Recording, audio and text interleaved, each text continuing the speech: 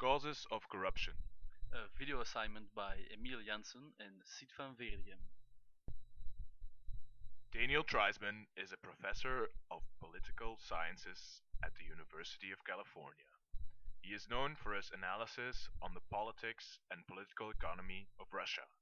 Moreover, he specialized in the determinants of good government and the politics of macroeconomic policy.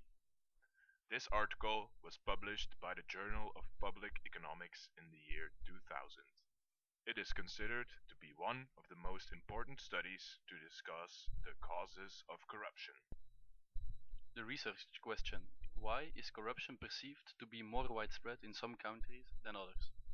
It is important to emphasize that Treisman could not investigate corruption itself, due to the fact that it is hard to observe directly, and so researchers must rely on surveys of corruption's victims, the accuracy of which is often difficult to assess.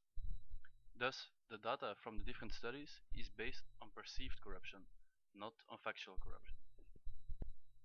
Corruption is the misuse of public office for private gain. Setup. Treisman used the annual indexes of perceived corruption prepared by Transparency International. The TI index, which constitutes a poll of polls. The article tests 12 hypotheses. Hypothesis 1. Effectiveness of the legal system will be greater and hence corruption lower in countries with common law systems. Most nations today follow one of two major legal traditions, common law or civil law. The common law tradition emerged in England and was applied within British colonies across continents. Although this hypothesis does not find enough support in the data, it is linked with the next hypothesis. Hypothesis 2. Effectiveness of the legal system will be greater and hence corruption lower in Britain and its former colonies. The British heritage effect is linked to a distinct legal culture that entails a preoccupation with procedural fairness even at the expense of social hierarchy. The lower perceived corruption among former British colonies was significant not just in the older colonies, but also in more recently acquired African and Asian crown colonies and mandates. Hypothesis 3. Corruption rates will be lower in countries with a Protestant tradition. This factor is, according to Treisman, a robust predictor of lower corruption. This may have to do with greater tolerance for dissent in Protestant societies. It may also reflect an institutional fact that Protestant churches often developed in counterpoint rather than in fusion with the state, and may thus have stimulated a more autonomous civil society. The fourth hypothesis: corruption will be lower in democratic countries and those with a freer press and more vigorous civic associations. The fact that a country is democratic today makes just about no difference to how corrupt it is perceived to be. What matters is whether or not it has been democratic for several decades. Those countries with at least 40 years of consecutive democracy behind them enjoyed a significant, though small, corruption dividend, and those with 20 to 30 years of democracy may also have benefited slightly. Hypothesis 5. Corruption will be lower in more economically developed countries, where populations are more educated and literate, and where the normative separation between public and private is clearer. Wealth did have a negative correlation, but no sufficient support was found for literacy or normative separation. Hypothesis number 6. Corruption will be lower in countries with high relative salaries in public office. Treisman's research found no clear evidence that higher government wages reduce government corruption. Hypothesis 7. Corruption will be lower in countries that are more politically unstable. Political instability was not found to be significant when assessing its influence on corruption. Hypothesis 8. Corruption will be higher in countries with greater state intervention in the economy, in the form of regulation, taxation, or state commercial activity.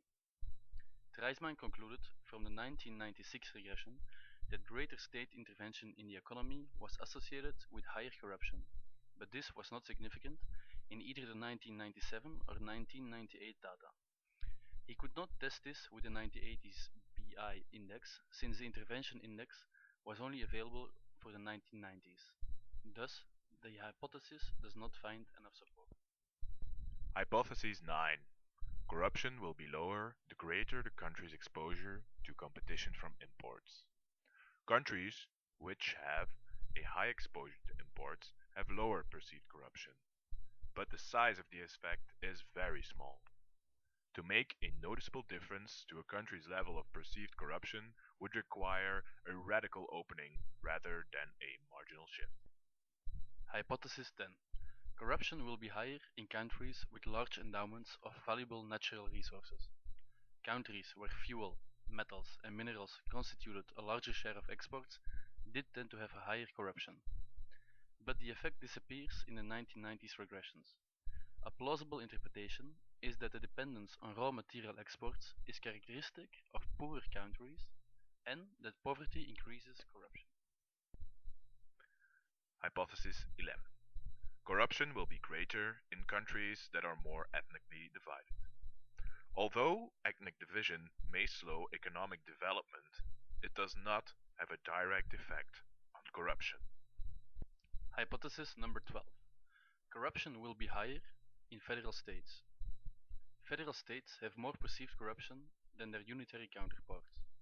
Professor Treisman attributes this to the collective action problem for government officials in deciding how much to extract in bribes from businesses that are regulated by several levels of the federal government. Restraint by one level merely increases the pickings for the other. The likely result is suboptimally high demand for bribes. So out of these 12 hypotheses, the data finds support for only 6 of them. This, however, does not mean that the others are false, just that their effects were not deemed significant enough to conclude them as being true. The 6 hypotheses that were deemed significant all have a very small effect. This adds to the argument that corruption is a very complex and multi-causal issue that requires equally complex answers to address. To conclude, the cross-national study found 6 causes of perceived corruption. However, these should not be interpreted as the only causes of corruption, as we should keep in mind that criminal behavior is very difficult to observe, and thus a lot of corruption remains unexplained. Hopefully, Treisman's study will continue to inspire more research into this subject.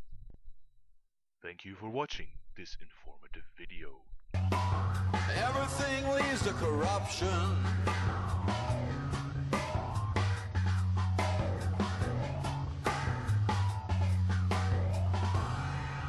Corruption.